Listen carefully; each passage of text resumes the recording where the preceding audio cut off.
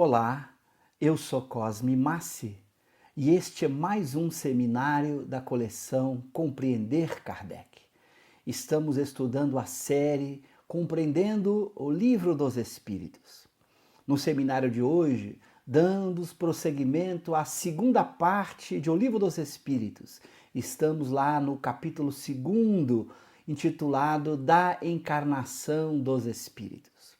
No nosso seminário anterior, estudamos o primeiro item deste capítulo, o item intitulado Objetivo da Encarnação. Neste seminário de agora, vamos estudar os dois próximos itens, o item que trata da alma e do materialismo. Vejamos o que Kardec aborda neste item acerca da alma, aqui com a pergunta 134 de O Livro dos Espíritos. Que é a alma? Um espírito encarnado. Que era a alma antes de se unir ao corpo? Espírito. As almas e os espíritos são, portanto, idênticos? A mesma coisa? Sim. As almas não são senão os espíritos. Antes de se unir ao corpo, a alma é um desses seres inteligentes que povoam o mundo invisível, os quais temporariamente revestem um envoltório carnal para se purificarem e esclarecerem. Veja que nessas questões, que já tratamos rapidamente no nosso seminário sobre a introdução de O Livro dos Espíritos, Kardec deixa muito claro o que está por trás desse conceito tão importante dentro do Espiritismo, que é o conceito de alma, esse ser pensante, esse ser inteligente, que difere do espírito apenas filosoficamente, como Allan Kardec vai colocar na obra O que é o Espiritismo. Se nós quisermos criar alguma distinção entre alma e espírito, faremos apenas uma distinção filosófica, no sentido de que a alma é a parte pensante, é o ser moral. Ao unir-se ao perispírito, nós teríamos o ser chamado espírito. Então Allan Kardec vai dizer que o espírito nada mais é do que a alma mais perispírito. Mas no uso ordinário da palavra alma, é muito comum não criarmos essa distinção filosófica, trabalharmos apenas como alma, significando pura e simplesmente espírito, o ser pensante do universo, o ser moral, o ser onde há a inteligência, as emoções, a vontade, o pensamento, a memória, tudo está presente nesse ser pensante que nós chamamos de alma, que sobrevive à morte do corpo e que vive para todo e sempre. Quer dizer, a alma imortal, a alma ser moral, ser pensante. Allan Kardec então vai dizer nesse item 135 de O Livro dos Espíritos. Vejamos aqui o que ele vai colocar logo depois da pergunta 134. O homem é, portanto, formado de três partes essenciais: o corpo ou ser material, análogo ao dos animais e animado pelo mesmo princípio vital; a alma, espírito encarnado, que tem no corpo a sua habitação; o princípio intermediário ou perispírito, substância semimaterial, que serve de primeiro envoltório ao espírito e liga a alma ao corpo. Tais num fruto o germe, o perisperma e a casca.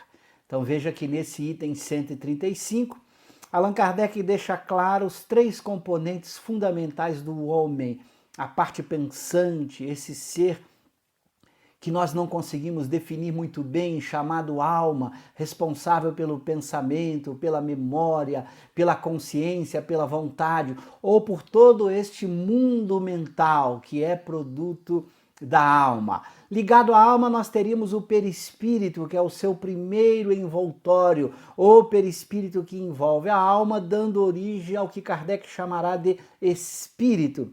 E por fim, quando encarnado, por isso ele está definindo aqui o homem, além do perispírito há um outro elemento que é o corpo material. Por isso essa metáfora que Kardec usa aqui do germe, o perisperma e a casca. O germe, a alma, o perisperma que envolve esta alma, e envolvendo esse perisperma nós teríamos a casca. A ideia de que nós teríamos esses dois corpos envolvendo a alma, sendo que o perispírito é o único corpo que acompanha a alma após a morte. O que vai nos dizer Kardec na pergunta 136? A alma independe do princípio vital? O corpo não é mais do que envoltório, repetímo-lo constantemente. Então Kardec está aqui com essa pergunta, começando a separar muito bem os aspectos da vida dos aspectos morais e intelectuais. A alma não é a responsável pela vida, ela é a sede da consciência, dos pensamentos, da memória, dos desejos, da vontade. Não é o elemento responsável pela vida. A vida tem a sua própria estrutura, independentemente da alma. Como nós vamos ver, é possível ter um corpo sem alma, um corpo que vive e que não tenha a alma, ou pelo menos que existe durante um certo tempo enquanto feto dentro do seio materno, mas ele não teria alma. Então é possível imaginar a vida sem a alma. Essa independência entre os elementos materiais que constituem a vida e o elemento moral, o elemento mental que constitui a alma. Por isso Kardec vai continuar aí na pergunta 136, no item A. Pode o corpo existir sem a alma? Pode. Entretanto, desde que cessa a vida do corpo, a alma o abandona. Antes do nascimento, ainda não há união definitiva entre a alma e o corpo. Enquanto que depois dessa união se haver estabelecido, a morte do corpo rompe os laços que o prendem à alma e esta o abandona. A vida orgânica pode animar um corpo sem alma, mas a alma não pode habitar um corpo privado de vida orgânica. Veja que aqui, com mais precisão ainda, Allan Kardec vai caracterizando essas diferenças entre o ser vivo e a própria alma. Por isso ele diz, primeiramente, que é a cessação da vida que faz com que a alma abandone o corpo. Portanto, não é ela a causa da vida, não é a alma se afastando do corpo que o corpo morre. Ela não é a causa da vida, é a vida desaparecendo, deixando de acontecer no corpo, que a alma então se afasta do corpo. Então, antes do nascimento, diz ele, não havia uma união completa. A união vai se completando e só depois que a alma está completamente ligada ao corpo, o que ocorre após o nascimento, é que nós vamos ter o fenômeno da morte orgânica,